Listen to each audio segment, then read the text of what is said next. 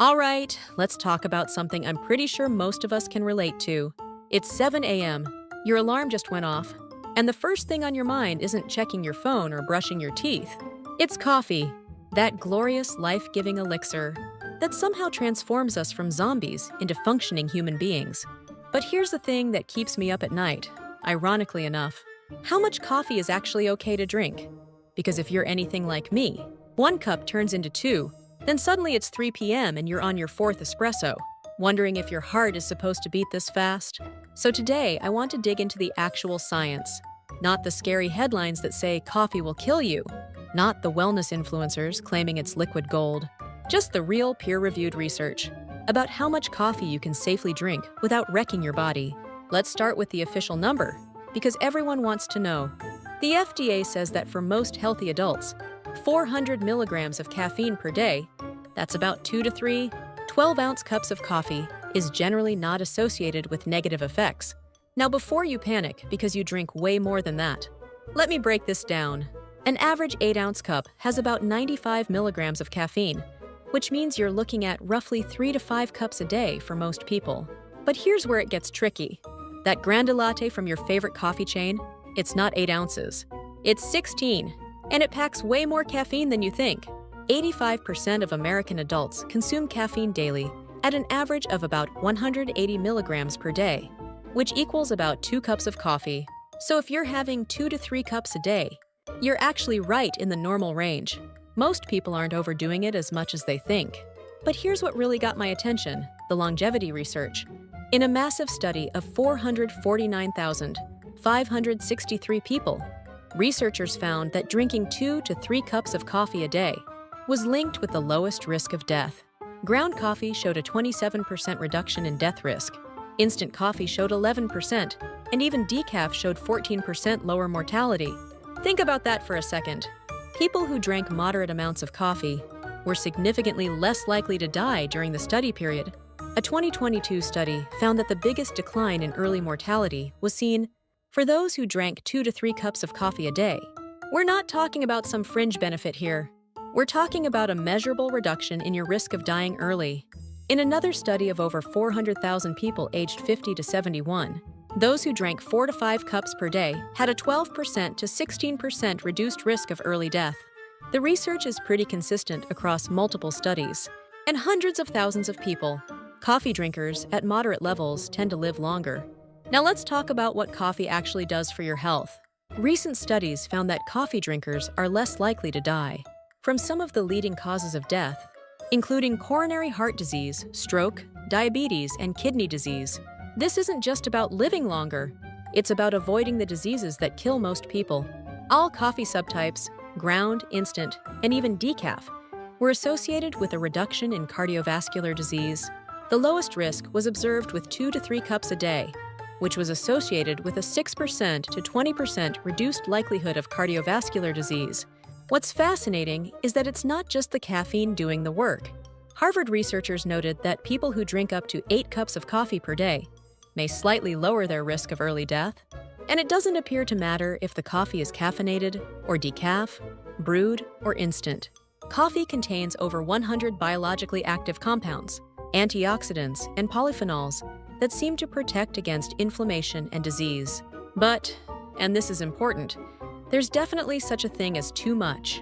A recent study presented at the American College of Cardiology found that consuming more than 400 milligrams per day could significantly increase the risk of heart disease, even in healthy individuals. The study showed that high caffeine consumption at these levels may trigger hypertension and raise heart rates. And it gets more serious. Participants who consumed more than 600 milligrams daily, about 6 cups, showed even more pronounced cardiovascular stress. Your heart isn't designed to be constantly stimulated like that.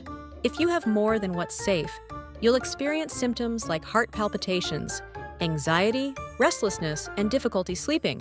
I'm sure some of you reading this are nodding along because you've felt exactly these symptoms after one too many espressos. Here's something most people don't consider. Timing matters just as much as quantity. A fascinating study in the European Heart Journal found that drinking coffee in the morning was associated with a 16% lower risk of all-cause death and 31% lower risk of cardiovascular disease.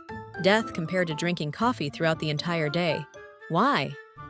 Drinking coffee later in the day may disrupt daily circadian rhythms and affect hormones like melatonin, which can impact cardiovascular risk factors. So that afternoon, pick-me-up might be doing more harm than good, especially if you're already reaching your daily limit. If you have trouble sleeping, experts recommend cutting off caffeine by 3 p.m. Even if you think coffee doesn't affect your sleep, it might be reducing your sleep quality without you realizing it. Let me address the elephant in the room. What you put in your coffee matters.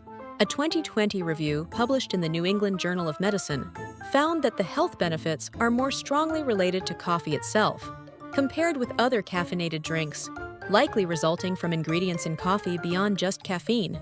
But here's the catch. A study of over 170,000 people found that those who drank 1.5 to 3.5 cups of coffee each day, even with a teaspoon of added sugar per cup, were up to 30% less likely to die during the study period than those who didn't drink coffee. 1 teaspoon, not the half cup of flavored syrup and whipped cream situation. Most coffee shop drinks are basically desserts in a cup. A grande caramel macchiato with extra caramel. Drizzle isn't giving you those health benefits. You're basically negating all the good stuff with sugar and saturated fat. So what's the bottom line? Here's my take based on all this research. 2 to 3 cups of regular coffee per day seems to be the sweet spot. That's where you get maximum health benefits with minimal risk. A meta-analysis of 40 studies, including nearly 4 million people, found that 3.5 cups per day was associated with the lowest risk of all-cause mortality. 4 cups is probably your upper limit if you're a healthy adult. Based on a review of 95 studies, limiting total caffeine consumption to 400 milligrams per day, equal to about 4 to 5 8-ounce cups, helps people get the benefits with a lower risk of side effects. Anything beyond that, you're entering risky territory. And if you're sensitive to caffeine, if it makes you anxious or affects your sleep, those numbers might be too high for you. Some people metabolize caffeine faster than others and can consume higher amounts with no problems. You need to pay attention to your own body. Quick reality check for specific groups.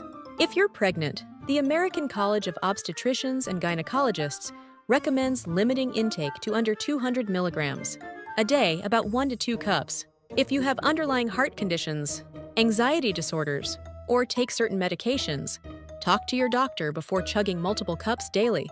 Look, I get it. Coffee is amazing. It's ritual, it's comfort. It's the thing that makes mornings bearable. The good news is that the science is actually on our side here. Moderate coffee consumption isn't just okay. It's potentially beneficial for your health and longevity. But moderation is key. Stick to 2 to 4 cups max. Drink it mostly in the morning. Skip the sugar bombs and pay attention to how your body responds. If you're jittery, anxious, or can't sleep, dial it back. Your heart will thank you. So go ahead, enjoy that morning coffee. Maybe even a second one. Just maybe skip that 5th cup at 8 p.m. Your future self will appreciate it.